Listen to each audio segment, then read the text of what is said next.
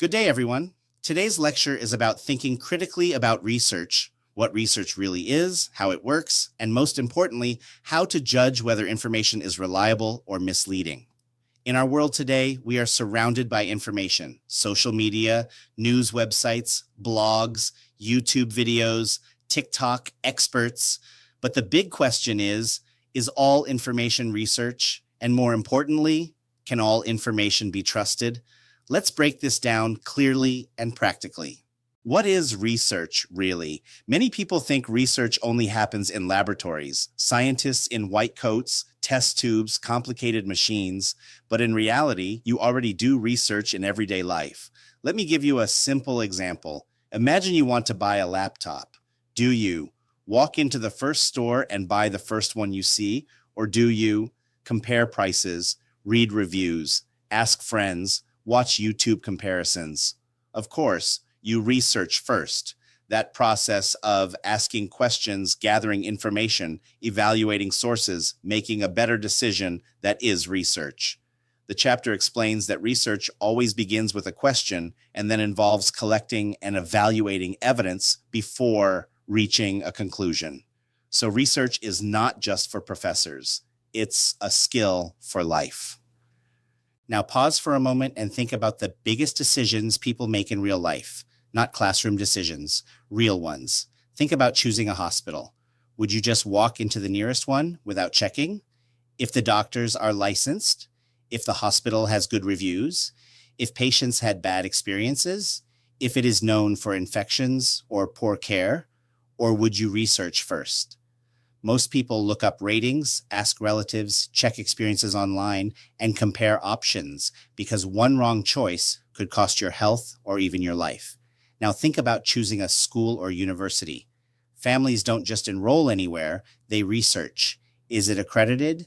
Do graduates get jobs? Are the programs respected? Is it worth the tuition? Because choosing the wrong school can mean thousands of dollars wasted, years of effort lost, a degree that employers don't respect. Now think about renting an apartment. If you don't research, you might end up in a place with hidden fees, unsafe neighborhoods, broken plumbing, noisy neighbors, dishonest landlords. But people who research, read reviews, visit the area, ask former tenants, they usually get a safer, cheaper, better place to live. Now think about investments. Someone tells you, put your money here, you'll double it in 3 months. If you don't research, you believe them, you send your money. And suddenly, the person disappears. But people who research, check company records, read financial reports, look for scams, they protect their money. Here's the pattern. People who research carefully usually save money, avoid fraud, protect their health, make smarter long-term decisions, feel confident about their choices. But people who don't research often get tricked by false promises, lose money, end up in bad situations, regret decisions for years, believe fake information online. And almost everyone who made a bad decision says the same thing: I should have checked first. That's why research is not just an academic requirement. Research is a life skill. It protects you. It empowers you. It helps you make decisions based on facts, not emotions, pressure, or misinformation. In school, we practice research with papers. In real life, we use research to protect our future. And that is exactly why learning how to research critically truly matters. What makes academic research different? Now, everyday research is good, but academic research follows stricter rules. In school and university, you can't just say, I think this is true. You must say, here is evidence that supports my claim. Academic research means using credible sources, supporting arguments with data, following research standards.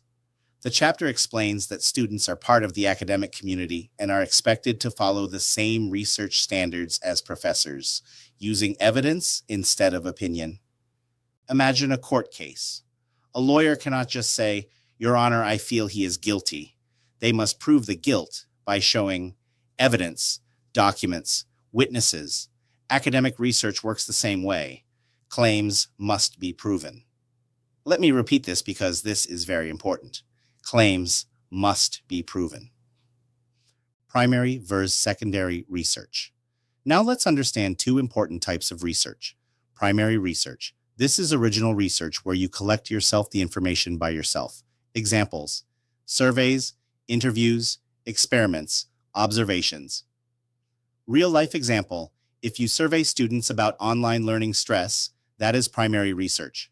Or if you interview hospital patients about service quality, primary research. Or if you conduct experiments to test whether the information is true or not. Primary research. Secondary research. This is when you use research done by others. Examples: journal articles, books, reports, news analysis, real life. Example: if you read a study about COVID mental health, that's secondary research. Most student papers rely heavily on secondary research, as the chapter explains, because it's more practical and accessible. Key idea: primary, house, you collect it. Secondary, house, you use existing research. Both are valuable. In conducting research by getting secondhand information or data, there is what we call scholarly vs. popular sources. Now, this is extremely important because not all sources are equally valid, trustworthy, and correct. Examples of scholarly sources: academic journals, peer-reviewed articles, university publications. The major characteristics are written by experts, detailed, cited properly, less flashy. Hence, these sources can be verified, can be validated, and can be checked. Therefore, they are reliable and trustworthy. Popular source are news websites, magazines, blogs, social media, characteristics, written for general public, easy to read. Often, no citations, may be biased. The chapter clearly compares these differences and shows that scholarly sources tend to be more credible and reliable. Let me tell you a quick story that perfectly shows the difference between scholarly sources and popular sources in real life. A few years ago, a college student named Mark started feeling constantly tired. He was losing weight without trying, always thirsty, always hungry. Instead of going to a doctor right away, Mark did what most people do first. He Googled his symptoms. Within seconds, hundreds of websites popped up. One blog said, "Fatigue and thirst mean your body is detoxing. It's actually a good sign." Another influencer on social media said, "You don't need doctors. Just drink this herbal drink and your body will heal itself." There were testimonials, pictures, before and after stories. It all looked very convincing. These were popular sources, easy to read, emotional, confident, but with no scientific evidence. Mark believed them. For weeks, he followed the advice: herbal drinks, detox teas, online wellness tips, but his condition got worse. Finally, his family insisted he see a doctor. At the hospital, blood tests showed Mark had type 1 diabetes. The doctor explained that fatigue, thirst, and weight loss are classic symptoms, and delaying treatment could have been life-threatening. The doctor then showed Mark something different: a medical journal article written by endocrinologists, reviewed by experts, with clinical data. This was a scholarly source.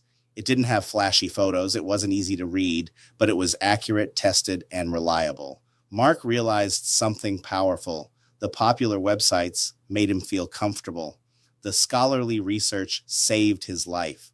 And here's the lesson: popular sources are designed to attract attention, entertain, simplify.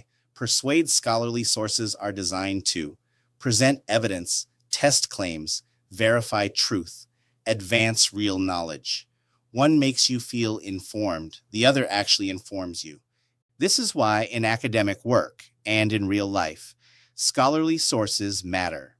Because when decisions affect your health, money, education, career, future feelings and popularity are not enough. You need evidence. And that is the true power of scholarly research. The internet, powerful but dangerous. The internet is one of the greatest research tools ever created.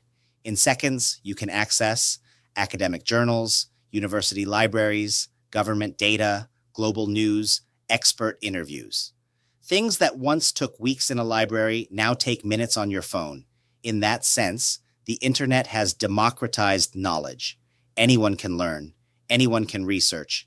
Anyone can publish. And that last part, anyone can publish, is where the danger begins, because the internet does not require a degree, expert review, fact-checking, approval from scholars, a high school student, a scammer, a conspiracy theorist, a political extremist. All of them can create a website that looks just as professional as a university or medical institution. Clean design, charts, statistics, official-sounding language. To the untrained eye, it all looks credible. Fake news spreads faster than real news because it is often shocking, emotional, dramatic, simplified.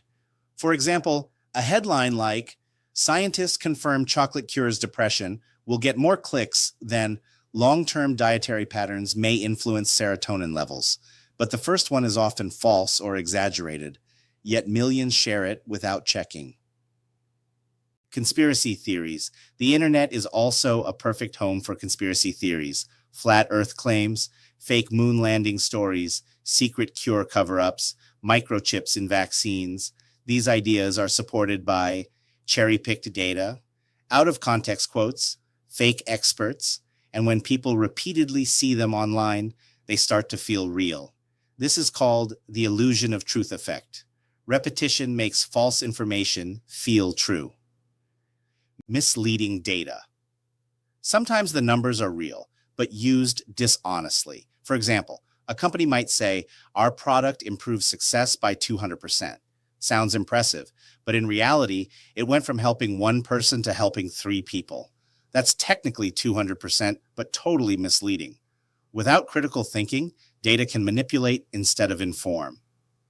Biased opinions. Many websites are not trying to inform. They are trying to sell products, promote politics, push ideologies, gain followers. They present only the information that supports their viewpoint. Opposing evidence is ignored. This creates echo chambers where people only hear what they already believe. The smart researcher's mindset. A smart researcher never asks only, "Does this look real?" They ask, "Who wrote this? Are they an expert? Where was it published? What evidence is shown? Is it supported by other credible sources? When was it published?" Final reality. Check the internet is like a massive library where some books are written by Nobel Prize winners, some are written by scammers, some are written by people who truly believe false things, and they're all placed on the same shelf. Critical thinking is how you tell the difference. How to evaluate credibility, the gold standard. Now here is the most important skill you will learn today. Whenever you see information, ask 4 questions. 1. Who wrote it? The most important question in research. When you read any article, post, report, or website, the very first thing you should look for is who is the author, because information does not exist on its own. It always comes from a person, and that person's background matters. Is the author clearly named? Credible research almost always tells you the author's full name, their profession or academic title, the institution they are connected to. For example, Dr. Maria Santos, professor of public health, Johns Hopkins University. That immediately tells you this person has education, this person works in the field, this person likely understands the topic deeply. Now compare that to posted by Health Guru 88. No real name, no credentials, no background. That should immediately raise a red flag. Are they an expert in that subject? Not all experts are experts in everything. A person can be very smart, but still not qualified on a certain topic. For example, a medical doctor is qualified to talk about diseases, but that same doctor is not automatically an expert in economics or climate science. A famous celebrity may be successful, but that does not make them a health expert or financial advisor. Real scholarly sources usually come from professors, researchers, scientists, professionals with training in that field, and their qualifications are often listed clearly. Do they have education or experience related to the topic? Good sources usually show degrees, PhD, MD, MA, etc., years of research, publications, professional positions. This tells you the person didn't just form an opinion, they studied the subject. Let's make it real. Imagine you are sick and need advice. Who would you trust more? A professor of medicine who studied diseases for 20 years, or a TikTok influencer who says, "I cured myself naturally. Doctors are lying." Most people logically say the professor, yet online, many people believe the influencer, simply because the message is popular and emotional. That's what happens when we ignore the "who wrote it" question. Before believing anything, train your brain to ask, who is speaking? Are they qualified? Would professionals in this field respect this person? If you cannot clearly answer those, be cautious. Because in research, the credibility of the information is only as strong as the credibility of the author. 2. Why did they write it? Understanding motive and bias. After asking who wrote it, the next critical question is, why did they write this in the first place? Because people rarely write just to inform. Most writing has a purpose, and that purpose strongly influences what information is presented and what is left out. Are they trying to sell something? One of the most common motivations online is profit.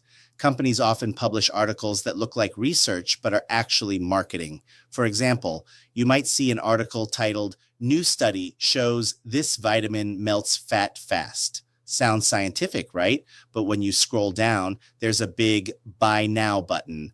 The study was funded by the company selling the vitamin. This doesn't automatically mean everything is false, but it means the information may be carefully chosen to make the product look good. Negative results may be hidden. Side effects may be ignored. This is called conflict of interest. Are they promoting a political or ideological agenda? Many articles are written to shape opinions. News sites, blogs, and social media pages often push political beliefs, religious views, economic ideologies, social movements. They present information that supports their side and ignore the rest. For example, one website may show only statistics that prove immigration harms the economy. Another may show only statistics that prove immigration helps the economy. Both may use real data, but selectively. The goal is not balanced understanding. The goal is persuasion. Are they trying to trigger emotions? Emotional content spreads faster than factual content. So many writers intentionally use fear, anger, outrage, hope, sympathy, headlines like, "Doctors don't want you to know this secret cure. Your children are in danger because of this one food." These are designed to make you react emotionally, not think critically. When emotions are high, critical thinking goes low. Let's make it real. Imagine two studies about a new phone. Study A is written by independent technology researchers. Study B is written by the phone company itself. Both say the phone has amazing battery life. Which one might exaggerate? Obviously, the company, because they profit if you believe it. That doesn't mean Study B is automatically lying, but it definitely has incentive to highlight positives and hide negatives. Instead of just asking, "Is this interesting?" ask, "Who benefits if I believe this? Who gains money, power, or influence? What might be left out?" Bias does not always mean lying. It means the information may be filtered, and filtered information can still mislead. That's why understanding motive is just as important as understanding facts. When you know why something was written, you are far less likely to be manipulated. 3. Where was it published? The source matters as much as the content. After asking who wrote it and why they wrote it, the next critical question is, where did this information appear? Because not all platforms have the same standards for truth. Some places require expert review, fact-checking, evidence verification. Others allow anyone to post anything instantly. Academic journals, highest credibility. Academic journals are where scholars publish research. Before an article appears, it is usually reviewed by other experts, peer review, checked for methods and evidence, criticized and corrected. This process can take months or even years. That's why scholarly research is usually slow, but trustworthy. Example, if you read a study in a medical or economics journal, you can be fairly confident that multiple experts examined it before publication. Not perfect, but far more reliable than random internet posts. university and government websites. Very reliable university research pages, hospital systems, and government agencies usually publish information that has been created by experts, reviewed internally, updated regularly. Examples: public health guidelines, economic reports, education research, policy data. These institutions risk their reputation if they publish false information, so accuracy matters greatly to them. Professional news outlets, moderately reliable established news organizations usually have editors, fact checkers, legal accountability. Mistakes can happen, but they are more careful than personal blogs. However, news may still have political leanings, selective framing, simplified explanations, so they're useful, but should not replace scholarly research. Random blogs and social media, lowest reliability. Personal blogs, YouTube channels, TikTok posts, and random websites usually have no fact-checking, no expert review, no accountability. Anyone can post anything. A teenager, a scammer, a conspiracy theorist, someone just sharing opinions. This doesn't mean everything on social media is false, but it means you must be extremely cautious. Real-life comparison. Imagine getting medical advice from a doctor in a hospital versus a stranger in a parking lot. That's the difference between an academic or institutional source and a random online post. Where something is published tells you how much review it went through, how much accountability exists, how trustworthy it likely is. Information that survives strict review processes is usually far more reliable than information that anyone can post in seconds. 4. When was it published? Why time matters in research. The final critical question is, when was this information created or last updated? Because knowledge is not fixed. What was considered true 10, 20, or 50 years ago may no longer be true today. Research constantly evolves as new data appears, technology improves, better methods are developed, society changes. That's why the date of publication is a huge factor in credibility. Some fields change very fast. In certain areas, old information can be not just outdated, but harmful.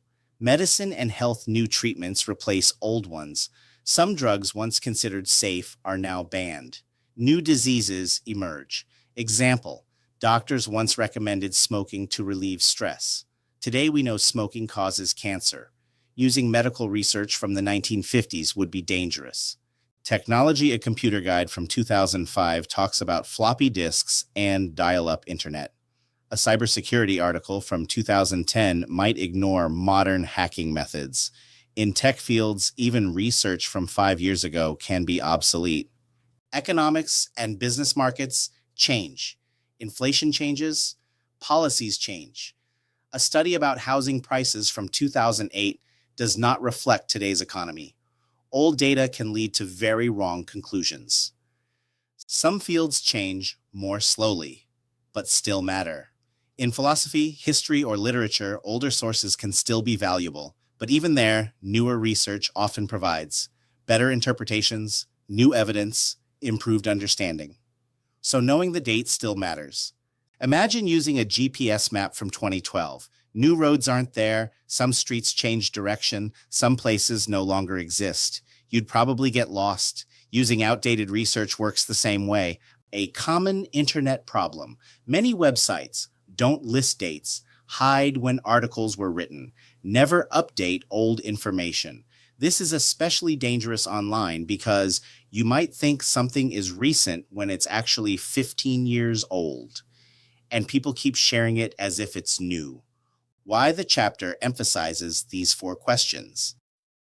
The chapter stresses that credibility depends on who wrote it, why they wrote it, where it was published, when it was published. Together, these questions protect you from outdated facts, biased information, fake expertise, misleading websites. They turn you from a passive reader into a critical thinker. An article may sound intelligent and professional, but if it was written by someone with no expertise, published on an unregulated website, motivated by profit or political persuasion, or based on outdated data, it can easily mislead readers. By examining these four elements together, you begin to see the full context behind the information instead of accepting it at face value. When you consistently ask these questions, you protect yourself from some of the most common dangers of modern information: biased claims disguised as facts, fake experts presenting opinions as research, professional-looking websites spreading false data, and old studies being used as if they were still accurate today. These questions act like a filter, allowing reliable evidence to pass through while blocking questionable or misleading material. Most importantly, using these four questions transforms you from a passive consumer of information into an active, critical thinker. Instead of simply reading and believing, you evaluate, compare, and judge evidence logically. This skill is essential not only for academic success, but for real-life decision-making in health, finance, politics, and everyday choices. In a world overflowing with information, critical thinking is what separates being informed from being misled. In today's digital world, critical thinking is survival. Anyone can post information, but only educated thinkers can. Separate truth from lies, evidence from opinion, research from manipulation. When you learn to research properly, you don't just become a better student, you become a smarter human being. I hope you enjoyed today's lecture. If you have the time, I want you to share in the discussion board of the class LMS your personal experience how critical thinking helped you.